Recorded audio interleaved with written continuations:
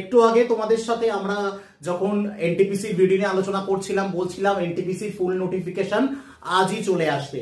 Under গ্রাজুয়েটের ফুল notification চলে এসছে।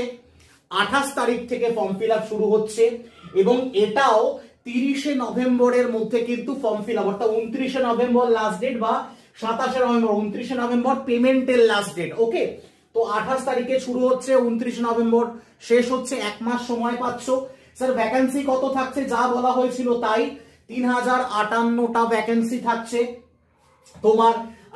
তোমার হচ্ছে গেল কমার্শিয়াল কাম টিকিট ক্লার্কে থাকছে 2424টা এবং অ্যাকাউন্টস ক্লার্ক কাম টাইপিস্টে থাকছে 394টা, জুনিয়র ক্লার্ক কাম টাইপিস্টে থাকছে 163টা এবং ট্রেন ক্লার্কে থাকছে 77টা।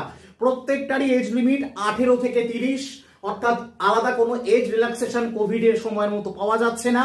এসসিরা 5 বছর, এসটিরা 5 বছর এবং ওবিসি নন ক্রিমিনালরা 3 বছর ছাড় পাবে। এবং এই ডিটেল নোটিফিকেশন এই ভিডিওর নিচেই তুমি পেয়ে যাবে, ডিকে স্যার নিয়ে আসছে। তাই নজর রাখো টেক্সট বুক বাংলায় এই সমস্ত আপডেট সবার আগে পাওয়ার জন্য। জয়।